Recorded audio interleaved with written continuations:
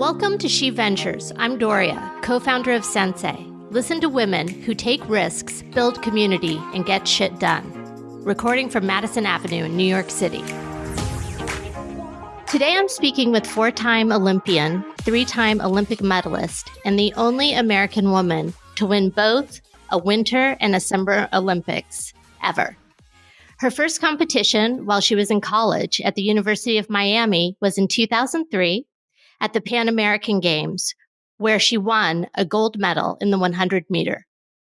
She sprinted from there to the 2004 Olympic Games in Athens, where she won a silver in the 100 meter relay, becoming one of the fastest women in the world. In 2012, she competed in the Summer Olympics in London and won a gold medal for competing in the 4x100 meter relay. During her 10-year athletic career, lucrative endorsement opportunities raced in, but she recognized she did not have the financial literacy to make confident money choices as a then 20-year-old. Fast forward to today, a second silver medal in bobsledding in Sochi in 2014, and we'll talk about that athletic pivot briefly.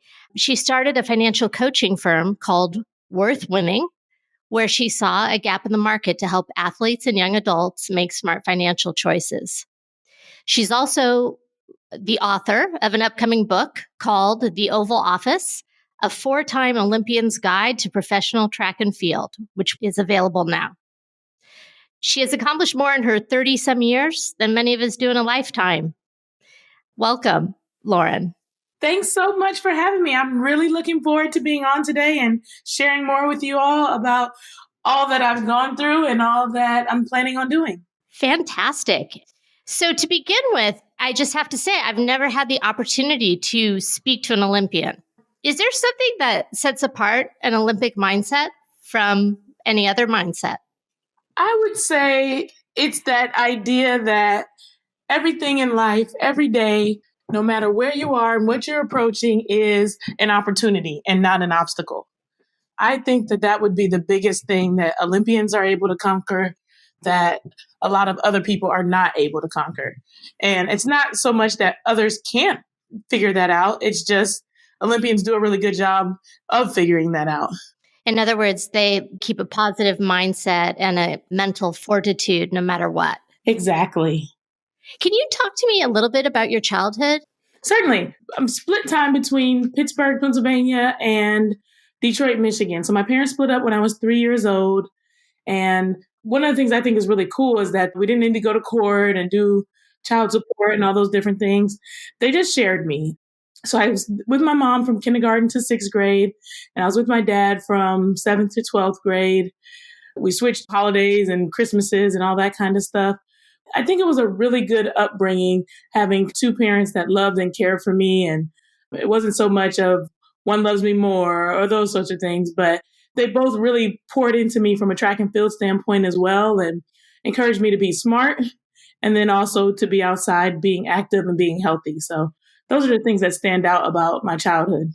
And it was so an amicable split. And I've read that you also have siblings as well. I do. I have 5 sisters and 2 brothers. It's been really interesting because I don't share the same mom and dad with any of them. So one sister, we have the same mom and different dads. And then all the other siblings, we have the same dad, but we have different mothers. So my mom likes to say we put the fun in dysfunctional. And I believe that's true because generally I don't even tell people that there's that situation. We just say 5 sisters, 2 brothers. We're not raised to say step or half or to really describe what the associations are. You're a family. I did a really good job of making sure that we were all raised together, that we were family, and we knew that that was the main thing. It didn't matter what house or what roof or how other people described it. We were just family. That makes a lot of sense and I think is very, very cool. And I love how you share that both your parents were very amicable in the whole thing. And also that you credit both of them to your running to some degree. I read that you started running when you were 9. And how did they help you in running? Well, that's one of the things that they probably wouldn't agree on, even though they said they did a lot of agreeing in general. So my mom will tell you this story that I got home faster than the family German Shepherd one day. And that's when she knew she needed to get me into a track and field program. Okay. My dad, on the other hand, says that I was at the Carnegie Science Center and there was a FloJo hologram. And I do remember there being a hologram. And I did, in fact, have a German Shepherd. So both of these stories are semi-believable. I raced the hologram and I spent all day there. I didn't see any other part of the Science Center. And I did, in fact, beat the hologram. So apparently she wasn't set at world record pace, but I did beat the FloJo hologram. And that's when he said, okay, I got to do something with this girl. And you were 9 years old, and that's when you started to run on a regular basis and be involved in track and field. Mm-hmm. And so there was summer track, and I got to participate in that. And like I said, one of the things that was really cool was that even though I bounced back and forth between the two homes, that there was a summer track program in Pennsylvania, and there was one also in Detroit. And your memories of running when you were young, what harnessed your drive then? Or was there a drive then? Or was it just simply something that you enjoyed doing? So initially, it was just something to be outside, to be involved in, just another activity. I didn't have a lot of passion toward track and field. I enjoyed being the fastest one in racing, and I enjoyed just the actual competition part of racing. But I didn't have any goals or aspirations of becoming an Olympian or going on to whatever the next level was. I just enjoyed doing it right then in that moment. When I started getting these letters in the mail, they were from different colleges. I realized, oh, I can get scholarship money for this. And up to that point, my strategy had been to get academic scholarship monies. And I've been working really hard at keeping my grades up and trying to really focus on, like you said, what the things that would help me get an academic scholarship. And when I realized, oh, there's this thing called an athletic scholarship, and I already enjoy running, and this could be a really great opportunity, that's when I started to take track a little bit more serious. Talk to me a little bit about that, because I know that you attended the University of Miami on an athletic scholarship. For listeners who might be considering going this direction, what are the nuts and bolts of how an athletic scholarship works? You start to get these letters in the mail if you're a bigger recruit. The coaches have done their research and they're eyeballing the various athletes that could have an opportunity to attend their school. And so you fill out this questionnaire and you send it back, and they get information on you. And once July 1st of your junior year comes around, they're actually allowed to reach out and contact you. And then the process kind of starts. And so you have to have performed well in order to get these letters coming in the mail and have someone reaching out to you. But just because you don't have someone reaching out to you doesn't mean that there's not an opportunity for you. If you are, in fact, interested in running track at a university and want to see if there's scholarship opportunities, it's important to reach out to the university you're interested in. And when you don't see letters coming in the mail for you, that means you're probably not going to be the caliber of athlete to go to a big university. But that doesn't mean, like you said, that there's not another opportunity for you somewhere else at a smaller university. And I always encourage people to really look at the options you can to get free education. You said the two lives have kind of crossed for me now. And as a financial planner, I see people frequently with loads and loads of student loan debt and no real path or way to be able to pay it off. And as much as possible, I try to encourage people to exhaust all the different paths that are available in order to get scholarship money. And that may mean going to a smaller school instead of your big dream school, but to not be laid down with student loan debt and have to deal with that for the rest of your life, or that really significantly impacts your ability to save once you are in your adult years, is a game changer. Totally agree. And also agree that there is so much free money out there to be had, whether it's academic or athletic. And it's a matter of being organized and doing the research and applying and doing the work. And I think that often people decide before they even try, know that they're not going to make it for whatever reason. But the trying is really key to the whole thing. Exactly. Looking at the opportunities and not the obstacles. And they make student loan money really easy to get. So it's easy to sign up and this is what you can apply for. And here you go, sign on the dotted line. And it's also really hard for someone at 17 or 18 years old to really understand the ramifications of what they're doing. They just see, I want to go to school. This is the next step after high school. I'm going to college and all my friends are going. So I think it's really important for parents to really explain to them the difference between grants and student loans and, like you said, the impact of this and how that's going to affect them as they go forward. Absolutely. Maybe motivate them to, like you said, to try, to look at the opportunities that exist outside of the scholarship money. There's all kinds of apps now, that exist that will populate the scholarship opportunities that are available. So if you're left-handed, if you're female, if you're African American, if you are first generation from another country, all sorts of different things there's scholarships for. There are. Recently did an article on this. It was like, I think like 20 weird scholarships. And one of them was like a potato grower. I mean, really, literally anything you almost can get money for. So a common misconception that I actually had before I got to know your story better, I thought that Olympians pretty much were guaranteed to make a fair amount of money. But when I listened to what actually goes on, I was surprised that it's not that way at all. And that it really depends on obviously the caliber that you are, but also the area that you're in. And so I wondered if you could talk to me about the experience that everyone thinks that people get, which is probably the 1%, versus what most Olympians actually get and how they really struggle to make ends work often. Yeah, I frequently get that you're one extreme or the other. And it seems like you're in I call it the Michael Phelps camp or the amateur athlete camp, one or the other. Like a lot of people think that Olympians have no opportunity to make money at all because it's an amateur sport and the Olympics doesn't pay. And it's true that, in fact, the Olympics does not actually give you anything for winning the Olympics. There's usually sponsorship, prize money, sponsorship money, money through a contract of some sort. Like you have to find the money somewhere else and be signed up with a sponsorship before in order to reap the benefits of becoming an Olympic gold medalist or an Olympic medalist, period. Most athletes don't. Sometimes your country, with the exception of the United States, will give you land or they'll give you lifetime benefits to the military, or they'll actually give a cash prize from the country to the athlete that won the medal for that country. But the United States doesn't compensate us at all for our having won a medal. And if you're not Michael Phelps or one of the headliners that you see on television, there's hundreds of athletes that are sent to the Olympic Games, and there's 3 or 4 that you see their story during the Games period. And those are the ones that, like you said, have the opportunity to make a large living, multi-millions, maybe retire and never work again after competing. The vast majority of Olympians are on the smaller spectrum where you're not able to retire after sport, that you may have a few years of really good earnings if you're in a higher income sport. So track and field, for example, is one of the sports where we have a whole professional circuit set up. Whereas there are some other sports where there's just a regular season and you just have to kind of make the season work. And there may be a couple $100, there may be a couple $1,000, but sponsorship opportunities are not coming your way. There's no significant prize money, and you're actually competing in that sport because you love it.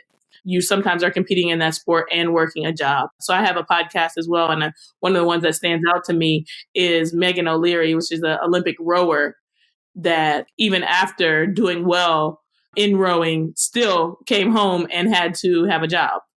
Right. And so, yeah, it runs the gamut. But you're right. The people that make millions in Olympic sports are usually the 1%, just like in America. And then it runs the gamut of all sorts of different levels of income, all the way down to people living in their car to be able to pursue their dream. Do you know someone who's lived in their car? Yeah, so that was one of the stories that we heard during the Olympic Games of one of the young ladies that was interested in being the team captain. Earlier that year, she had been living in her car because she had signed up to be a part of the Olympic Training Center and was denied access and wanted to be in that area to be able to train and be around people. That's really following your dream. It wouldn't be SheVentures if I didn't bring up gender parity into the conversation, and curious about your perspective on it. In May, the International Olympic Committee pledged to help with gender bias in sports. And one of the things that they said was gender inequality persists among decision-making bodies, technical occupations, the media, and in the award of sponsorship and prizes. And I was wondering what your experience has been. Does any of that resonate with you? Well, one of the things that stands out to me is the secrecy that exists around the way that we're compensated. So in track and field, for example, the prize money is laid out and it's for the public to be able to view, and you can find that online, et cetera. And generally, when there's bias there, it's between events. So a field event might make less money than a sprinter because the sprints are the main event. Can't have a lot of gender bias in track and field, although there has been some. I've seen the 100-meter men making more money than the 100-meter women. but it's usually more event-based than it is gender-based. And then the area that we can't really tell and where these discrepancies are, and I believe it's very prevalent, is with appearance fees that we get, because that's not something that's public. And then also our contracts. We're not allowed to talk about what our contracts are, which I think is very damaging to the athletes to not have any negotiating power. You know, if I'm a 100-meter runner and I have a great agent and I'm the silver medalist and I negotiate a $100,000 contract, and then the gold medalist has a stinky agent and he negotiates $75K, one athlete doesn't know that they're being undercompensated. And I think it happens frequently between male and female as it pertains to what a company is willing to offer. Do you think it's a company, or do you think it has something to do with the way that male or female athletes handled the situation as well? I would say it's the company. With us, because we don't have USA Track and Field that is offering us a salary of some sort, we don't have that bias in place. So a company can say, you're more marketable than this person. And so they can always cover their tracks from a male-female standpoint with, I'm going after the person with marketability, and this is what I think their marketability is. Mm-hmm. But I would argue that, like I said, that a 100-meter runner that's going to be a gold medalist and a 100-meter for male versus female should be compensated the same, and that they have the same marketability. And marketability, a lot of times for a shoe company, is based on these performances. So with the performance being equal, you now have the opportunity to put as much publicity behind athlete boy or athlete girl as you choose. And you often choose the male over the female. That's fascinating. And I hadn't thought about that in those terms. But the idea that it's a conscious choice to promote the male athlete over the female by the companies is something I hadn't considered before. It's really interesting. Yeah, I think it is. And there's no real way to tell. That's one of the things that we haven't been able to shine a lot of light on, because there's very little transparency in the process. And I was thinking that if one were to say, what can one do about it? Because we always try to be solution oriented. It seems as though the whole idea of transparency is probably one that would be great, but the chances of that happening, right, are probably slim to none. Very, very slim, and probably none. And one of the things that I admire about you is that when I was researching you, I learned that you won your first medal in 2004. And you're very honest about the fact that you started to see money come your way in the form of endorsements. You mentioned that one of your first endorsements was $200,000, among others. And you had never had that amount of money before. You're a 20-year-old college student, and you describe men in suits talking down to you and focused on selling products instead of educating you on how to budget and just basic financial literacy and student loans and all of that kind of thing. And you even mentioned that you had one guy try to sell you on a $10,000 a month bill pay service, even though you were already enrolled in auto pay, which is shocking to me. Can you talk a little bit more about your experience in that regard? Yeah, certainly. I think that's what led me to becoming a financial planner today, is I wanted to be the answer to what I felt like I needed when I was participating in sport, what I feel like I need as a young professional. It's very different than what the financial industry has traditionally offered. And there's not a lot of integrity in the way that financial companies have been set up to date. There is a change happening right now in the industry so that people can have more confidence in the person they hire. And I'm excited to be a part of that. But for me, first it was $10,000 for the year, which is still not cheap, but $10,000 a month is really crazy. $10,000 a year is crazy. Right, because bill pay is, like you said, in fact, a free service that pretty much every company offers. For me, it was not understanding that there are, like you said, people who sell products and they take an exam and they're licensed to be able to sell you something that a company offers. And usually that something is where they earn a commission. It's a little bit more expensive something because they're earning a commission. Their company needs to be paid. There's transaction fees associated. And it's not always the best investment for the client. Right. But when the person on the other end is selling you this thing that may not be the best or the most inexpensive thing versus selling you something because they need to pay their bills and they're going to get a percentage of whatever they're selling you, they're inclined to sell you it anyway. And that creates the conflict of interest that I think we shouldn't have in a financial industry at all when people are trying to really focus on financial independence and financial freedom. I just think it's really important that people know and understand the difference between a commission-based financial person and also those that hold themselves out as financial advisors that are not. Frequently, you'll have someone who sells insurance, and that's the first thing they're going to offer you and tell you it's the most important thing that you need. And they'll refer to themselves as a financial advisor. Well, like I said, you may not have a proper budget in place. You may have a bunch of student loan debt. You may have credit card debt. And for this person to tell you that the thing that's most important for your financial life right now is to start paying a monthly bill on insurance, that in fact, he or she is going to make 18 months worth of that premium you're going to pay directly into their pocket and never mention that to you, I think is just wrong. It's just not right. I agree. It doesn't have the customer's best interest at heart. And it also reminds me to mention that you also have your MBA and you also sat for your CFP exam. So in addition to all this amazing athleticism, you also stayed in school and studied on topics that interested you. And so you certainly could come at this from a position of knowing about finance better when you decided to launch your business. Yeah, definitely. Like I said, the reason I started the business was because I made all the mistakes myself. I think a lot of times people give athletes the rap of making it rain in the club and buying in Ferraris and all these poor and frivolous money decisions. But a lot of times people are actually reaching out to help or reaching out for help, and they're just not getting help from the right kind of person. And you're taken advantage of because that person is looking at what's in their best interest. And I think it's important that as the financial industry grows, that we have people who are focused on what is your money problem and how can I solve that? And that's where any advice should be based. Someone walks through your door, tell me what's the biggest thing that's top of mind for you right now. Okay, debt? All right, well, let's work on that first, as opposed to let's get you invested. It's like, what? Let's not skip steps that are pretty obvious in creating a strong foundation for someone's financial future in order for them to have the best possibility at success. And for me, when I was competing, I was making a lot more than the average 20-year-old. And there was extra. I wasn't spending more than I was making, but I really didn't understand the importance of a budget. I didn't understand how much house I could afford to buy. Was this a good idea or a bad idea? Was I going to be able to pay this mortgage over a 30-year period? And the answer for one of my homes was no.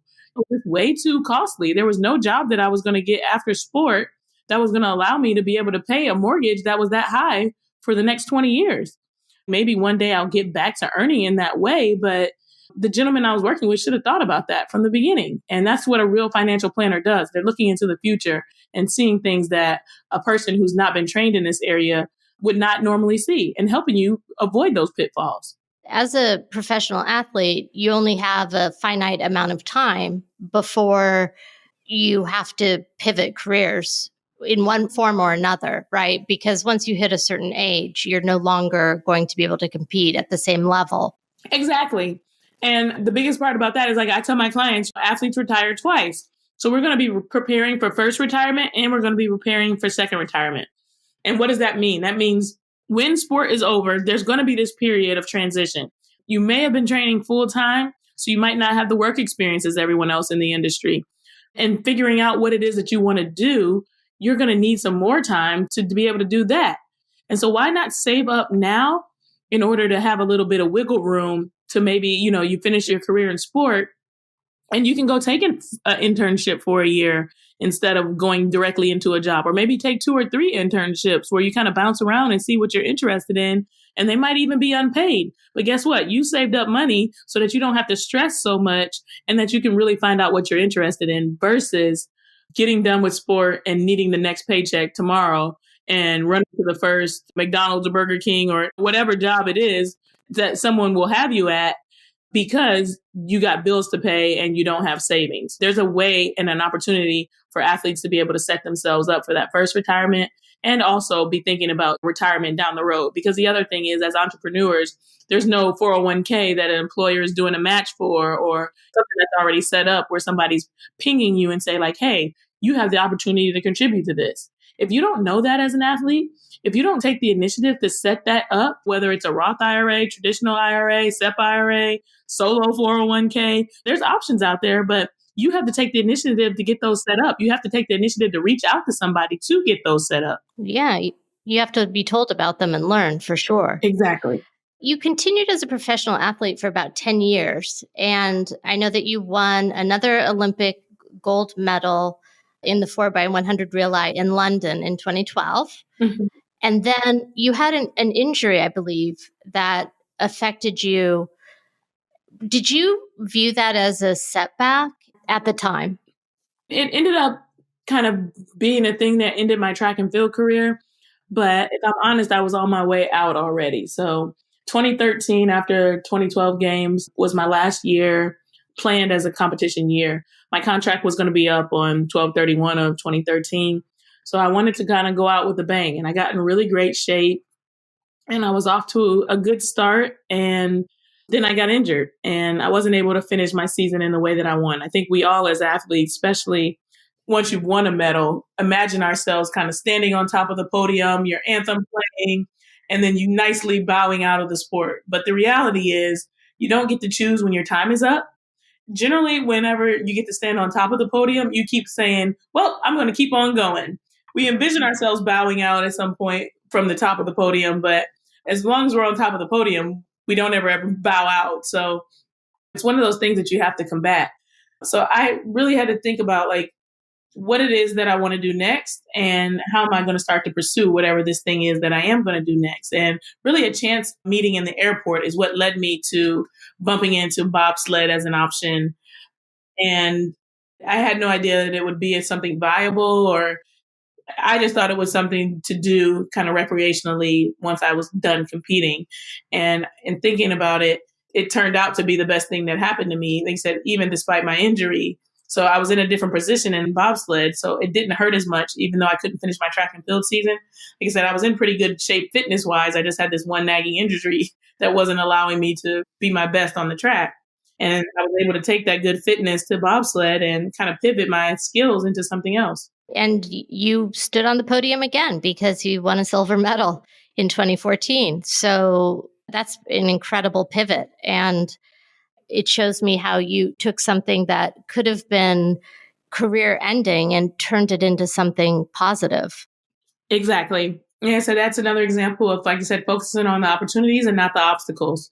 So I could have been all depressed and, woe is me, my career is over, didn't end on top of the podium, and what a shameful way to go out, and et cetera, et cetera. But instead, I seized the opportunity that was in front of me and said, okay, well, let me try to make the most of this and see where it goes. It took me somewhere I could have never even imagined, just by simply being open to what the opportunities were instead of looking at the obstacles that were in front of me and stopping there.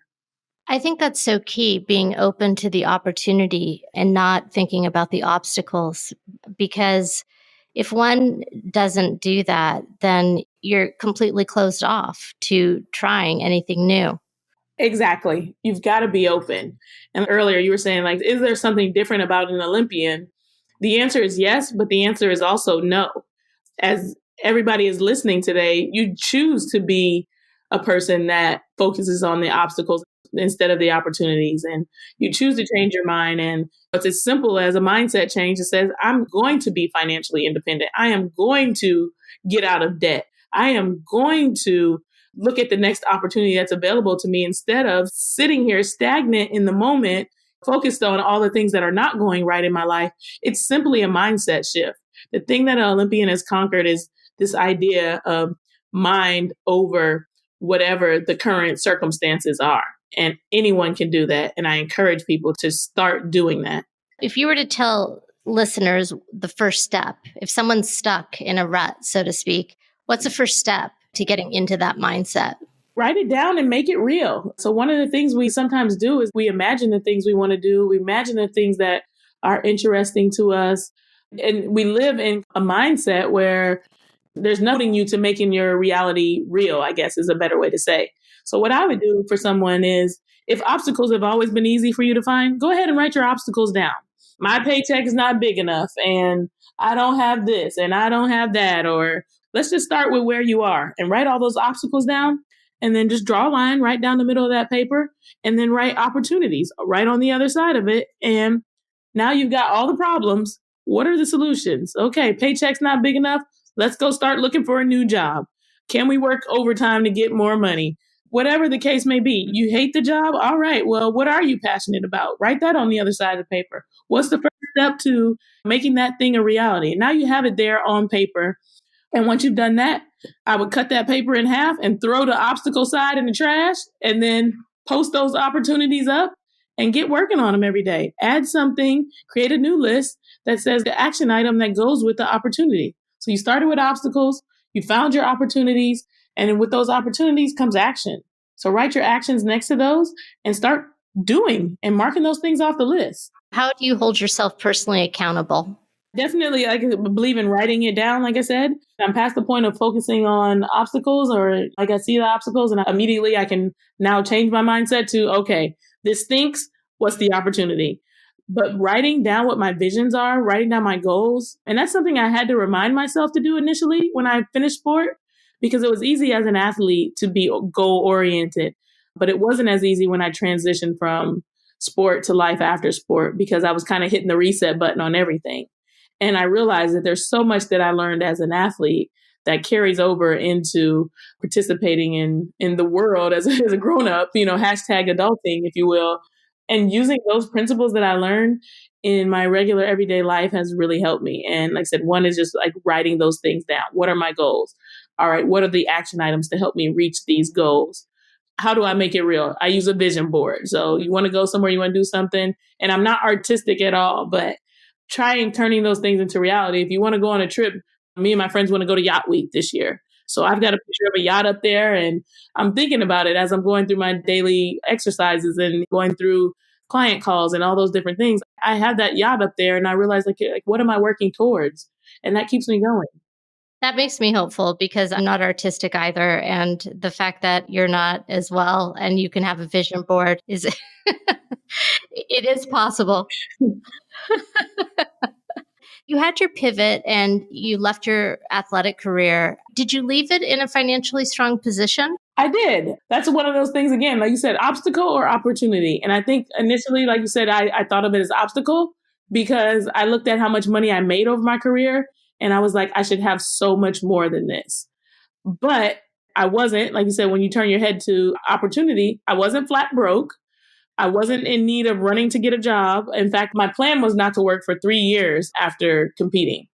And I ended up finding work. There was always odd jobs available. And then I started my company about a year and a half after that. But there's one of those things where you always think about like obstacle, opportunity. So there was the first gentleman who sold me a bunch of products and they weren't the most efficient and didn't help me with the basic things. And so there was mistakes that I made during that process. And like I said, a house that I bought that was way too big that I needed to offload. And then there was a second gentleman that I worked with that charged me $10,000 a year for my bill pay and didn't do any trading on my account. So he just let everything sit. And 2008 came. And everybody knows how 2008 went, right? Mm-hmm. So if nobody was paying any attention to your account in 2008, you can imagine it had a sizable drop. Just looking at those things and looking at what could have been done better did get me kind of caught up initially and had me feeling a little bit sorry for myself. But then I turned my mindset, flipped the switch, if you will, and said like, all right, like, well, where are we going from here? And that's what kind of really fueled my passion as well. He said that yet another opportunity in that was like, I don't want anyone else to experience what I've experienced. And so therefore, I'm going to be the change that I want to see in this industry. I don't want other athletes to finish their career and be like, oh my goodness, I made so many mistakes. You can still make it. You always hear these stories of like catastrophe where you're like homeless and you're penniless, and mistakes happen to everyone, whether it gets to that situation or you have hundreds of thousands of dollars in the bank. Everyone can do better. But like you said, it's not about where you are and all the mistakes you made. It's about where you're going and the opportunities that are in front of you. Couldn't agree more. And it was in 2016 when you started your company, Worth Winning. And primarily, I mean, the gap in the market that you noticed that we've been talking about is athletes specifically You do help other young adults and whatever kind of life event that they might be looking at and trying to figure out, whether it's debt, whether it's buying a home, whether it's saving to get married, whatever it is, and you work with them as a money coach. What percentage of clients would you say are athletes versus others? It's funny because a friend just asked me this the other day. And so I know exactly, it's literally 50-50 right now. And that's pure coincidence. So yeah, I do. I help athletes and then I kind of help people, I say in their 20s and 30s. I have a few clients in their 40s, but because I'm a virtual company, it's kind of self-selected people that are interested, that are tech savvy, interested in doing things kind of on the go. We meet via video chat. I'm in my home office and are okay with that. So the older generations are looking for something more suit and tie and very serious analysis. I just kind of tell my clients like, hey, here's what we need to do. You tell me what's going on. I provide the professional opinion based on all the education I've gotten. And I do the fancy analysis, but people in their 20s and 30s don't like looking at graphs and spreadsheets. They confuse them and they make them nervous. And like I said, you feel like you're being talked down to. You just want to know what the action items are that you need to do. And I think that's what works well for the clients that I serve. And then the other thing too is what's traditionally happened in the financial industry is that you need a minimum number of assets, which some clients don't even know what that means in order to be a client. I don't have any minimums. So I charge a monthly retainer based on your income. And the idea is that we're going to be working together for the long term. So it's kind of like an annual retainer. There's this cost that's associated with working with me on an annual basis, but we break it up monthly because that's how you pay all your other bills. It's a lot more digestible for the client. And they realize they can reach out anytime they need something. So like you said, whether it's setting up that budget and we work on that for a few months and then figuring out the plan to pay off debt, or maybe we're doing those two things synonymously. I just helped a client recently pay his car in full. His mom helped him buy the car when he was in college, and now he's making good money as a professional athlete. And he was like, well, is it a good idea to pay it in full? Some people say you can get more money in the market, and you hear all these different things. And I help you sort through what's best for you as a young professional. So a lot of my clients are lawyers, dentists. I work with people that are interested in changing their financial situation and taking that financial game to the next level. What I also hear you saying is that you alluded to the fact that a lot of companies will say if you need to have X amount of assets under management, it's $100,000 minimum or whatever it is. And what you're saying is that actually is very secondary to you.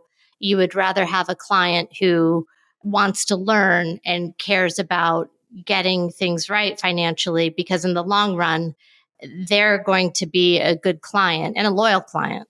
Exactly. I always say investing is a part of the process. It is not the process. So if you're only looking for a financial planner because you want to invest and you don't want anything else, then I'm not the planner for you, because investing is a part of your total financial life. And so how can I only look at one part of your life and give you advice on that one thing, not knowing if everything else is in order? Are you in fact a good candidate to be investing right now? Should we be focusing on debt first? Should you just be maxing out your 401k? A lot of people are looking for an advisor who's going to charge them money to invest their money, but they're not taking advantage of the simple things that are right in front of them. The employer match at your 401k and then maxing out the 401k. There's all these different steps to you doing these things before you start to invest. And I think sometimes we get that out of order and some people start to feel really behind because they hear everybody else talking about investing. So they're like, oh, I want to invest. And it's like, hey, let's not put the cart before the horse.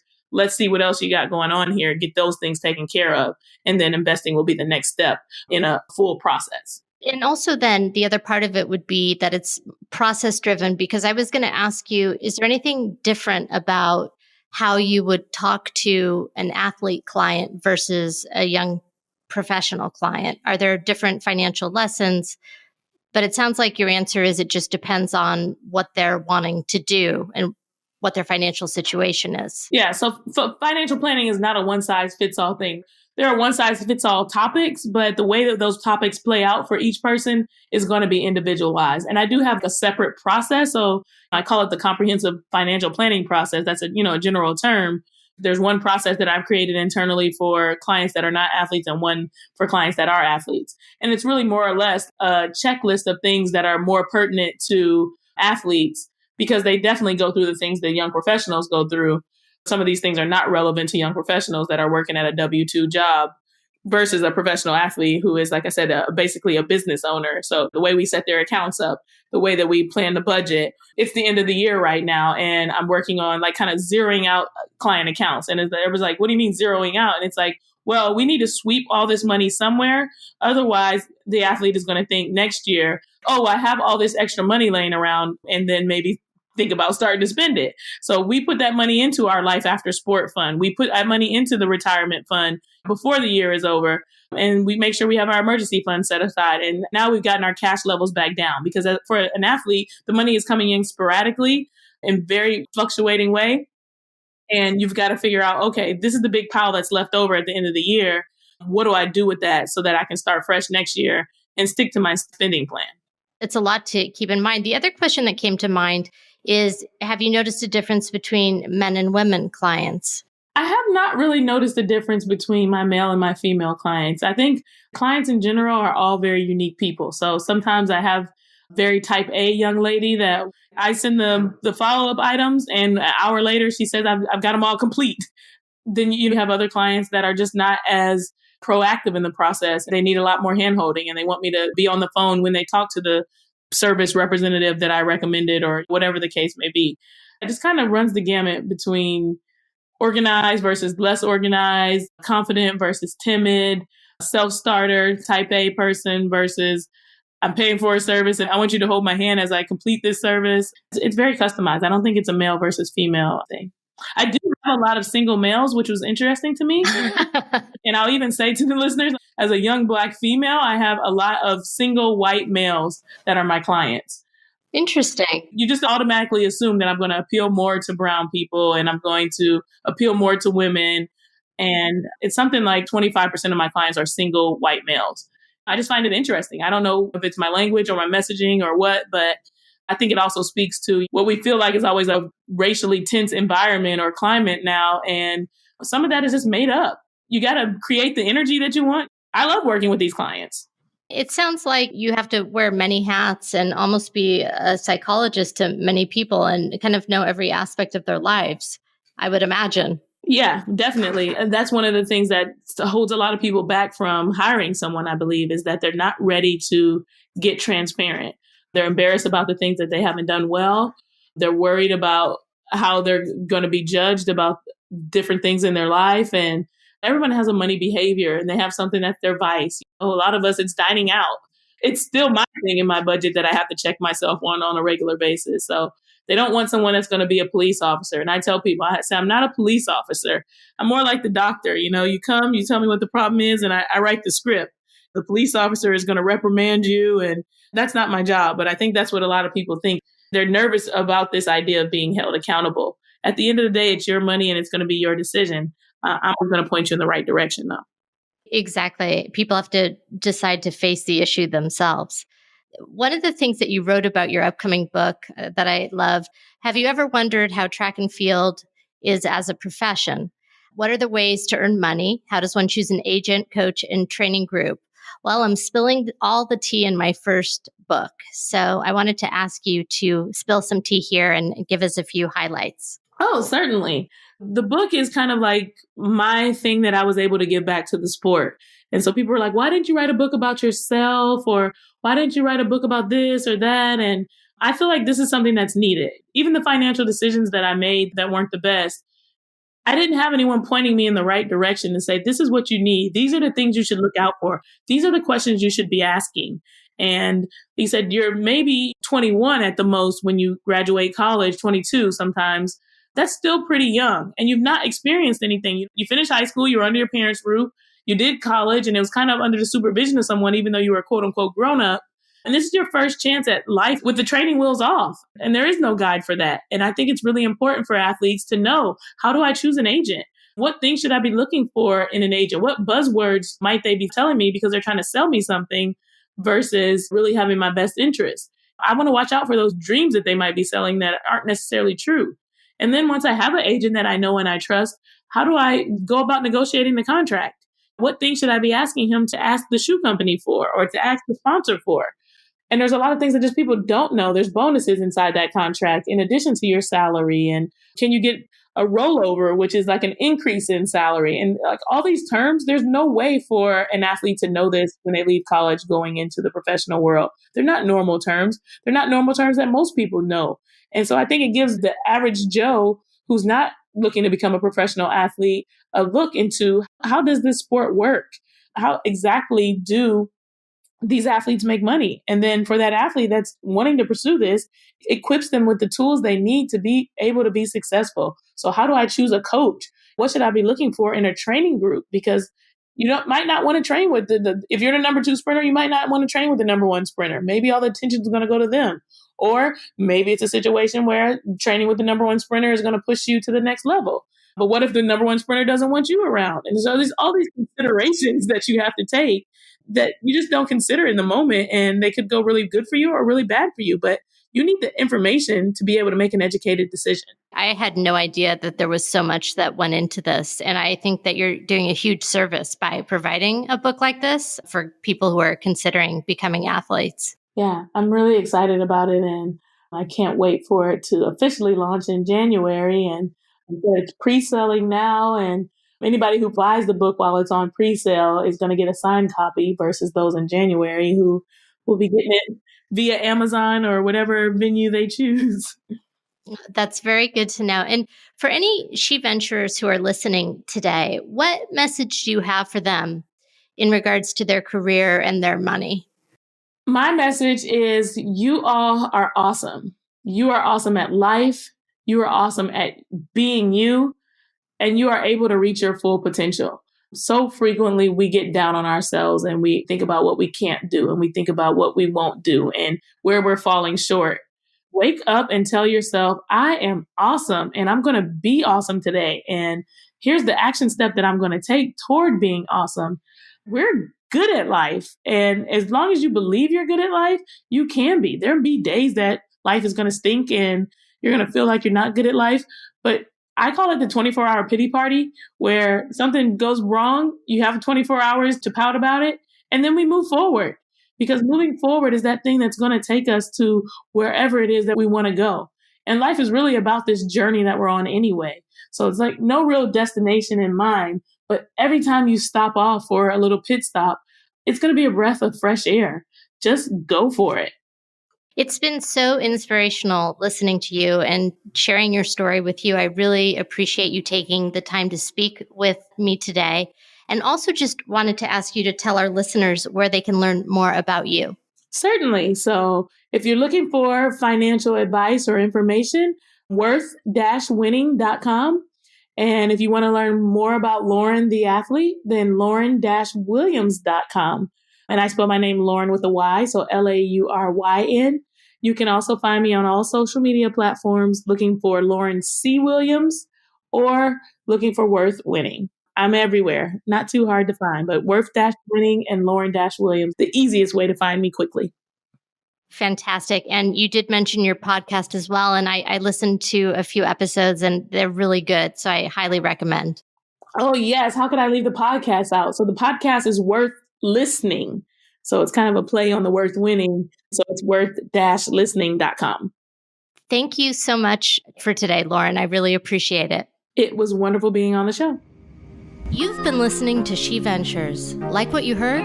Be sure to subscribe to our YouTube channel or wherever you get your podcasts and sign up for our newsletter so you never miss a show.